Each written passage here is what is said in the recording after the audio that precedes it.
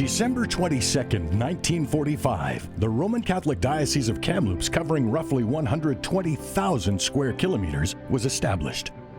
10 churches in a territory north to Quesnel and Valemount, east to Sicamous and Lumbee, west to Whistler, and south to Merritt and Coldwater. This year, as we celebrate 75 years as a diocese with devotion to the Immaculate Heart of Mary and St. Jean-Marie Vianney, we have much for which to be grateful. And we have great hope for the continued growth of the Kingdom of God here on earth.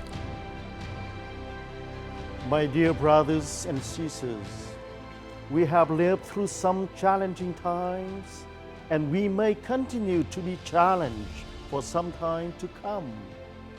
Our faith keeps us as church, the community of faith. And as your bishop, I am grateful for the opportunity to speak to you once again about faith in action and the needs of our local church, the Diocese of Kamloops. On the eve of 2020, not many would have imagined our current situation, how our entire world was going to be affected and changed, how our own lives were going to be affected and changed.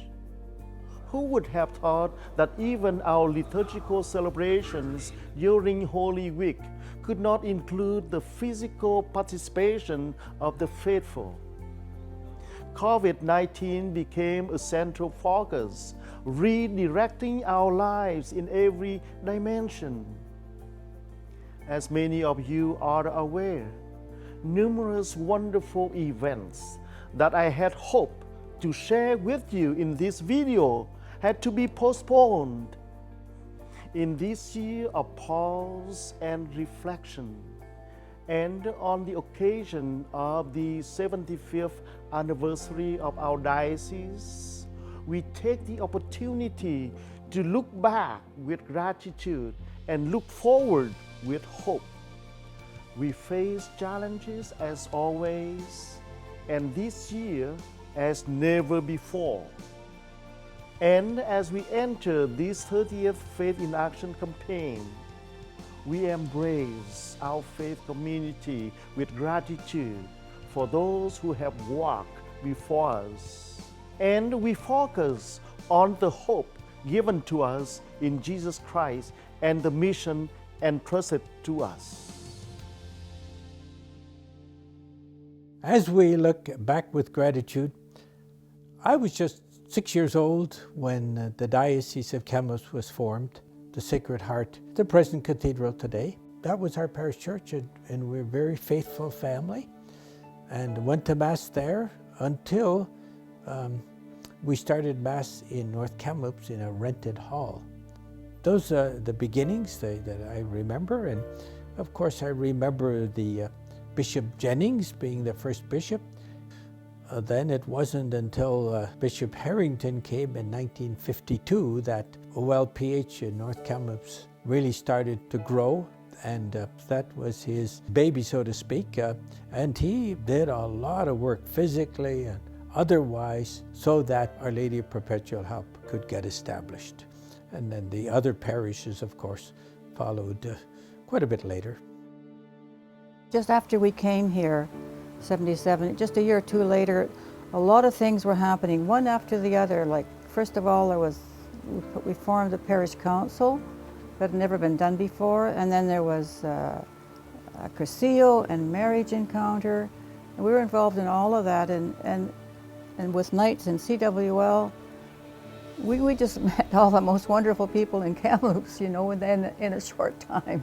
We were very instrumental in getting St. John Vianney started, and Holy Family, and the Knights got involved in that too, because we honored the parish council in those locations.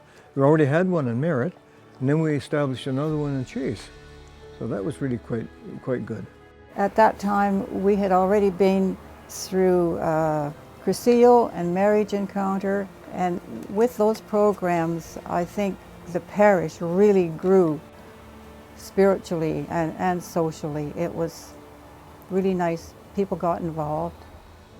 A significant point in the growth of the diocese occurred in the early 80s when the concept for the Immaculate Heart of Mary Shrine and Center came to be. The property was purchased when Bishop Exner was here, and I believe it's 16 acres. And then when Bishop Sabatini came, he said, look, it would be a great place for a diocesan shrine. They built the shrine first. I believe it was opened in 1988. And the retreat house portion was built and occupied in 1992. Always a struggle to get the resources for buildings. Nothing ever came terribly easy. We don't have a high Catholic population, but you know, people really volunteered and gave their lives to making sure that these parishes were established. Building on this solid foundation, Faith in Action Campaign 30 seeks to maintain existing facilities and programs and to evangelize through the nurturing example of our faithful in action. Over the last number of decades, we are grateful that so many from the diocese have been blessed by attending this sacred place for prayer, reflection, study, and spiritual renewal. Maintaining staff and ongoing facility maintenance are critical to the viability of our shrine and center. This year, we are faced with the additional budget item of a new roof at a cost of about $60,000. Faith in Action pledges $75,000 to help defray costs of management and maintenance of the shrine and center. Within the Office of Canonical Affairs, the Marriage Tribunal helps to bring hope to those seeking truth about their marriage bond. This is a ministry of compassion and justice for the diocese. Bishop Joseph, diocesan priests, and parishes are assisted with the necessary canonical services to address their needs, both sacramentally and administratively. Faith in Action Campaign 30 commits $35,000 to this ministry. This year, as in previous years, we anticipate that Canada's National Evangelical Team will provide renewal for youth ministry within our diocese. NET's life and energy are a tremendous gift for our young people and an opportunity for gratitude as we look forward with hope for the lives they touch. Faith in Action Campaign 30 commitment to youth and young adults, $40,000. In support of the sacrament of marriage, the diocese offers the Ministry of Marriage and Family Life. This includes natural family planning services offered to married couples to give support to their marital union. In addition, Rachel's Vineyard offers healing and greater hope for those who have encountered the pain of abortion. Faith in Action's commitment to this important ministry, $25,000.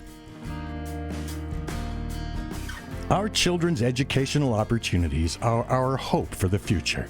We support our Catholic schools to provide faith-centered quality education and the opportunity to excel. Faith in Action helps fund capital, administrative, and educational expenses, enabling us to give our kids the best gift ever, a Catholic education.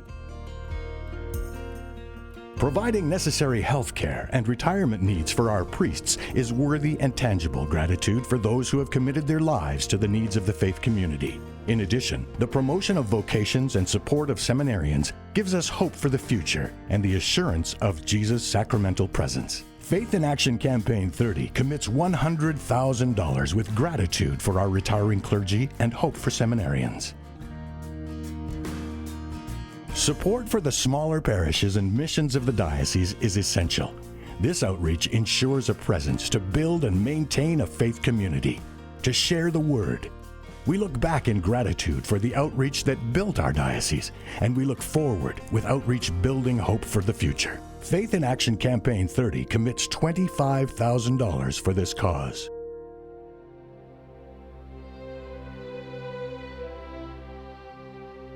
I know for sure this time has given all of us more time for prayer, and hopefully others who have maybe been fallen away have had time to really think about their faith and get back to church. And you know, the streaming of the masses, especially when I can sit on the computer or sit in my easy chair with a cup of coffee and watch the mass. Not quite the same, but it's comfortable. And at the same time, you know, it's kept us together a bit more because we communicate by phone. And I look so forward to going back to Masses and attending a church, because there's so many people we know, and camaraderie is very important. And people also say to me, you know, I'm more appreciative. I'm praying more. I'm studying more. But what's going to happen when it's over? That's a good question. And I just hope and pray that there will be, you know, a resurgence and a new appreciation. And COVID-19, especially hitting worldwide, helps us to remember that we're not in control of the world. So we live, God's will be done, and we do what we can do to be citizens of this world and citizens of the kingdom of God until He comes again. Thank you for participating in this 30th annual Diocesan Faith in Action campaign. By witnessing our progress and sharing our hope, we truly become the faithful in action. Your action, your sacrifice, and your generous financial support enable us to continue in gratitude the diocesan mission that was started 75 years ago. And as we look forward, may the hope given to us in Jesus' life become a living experience for all of us.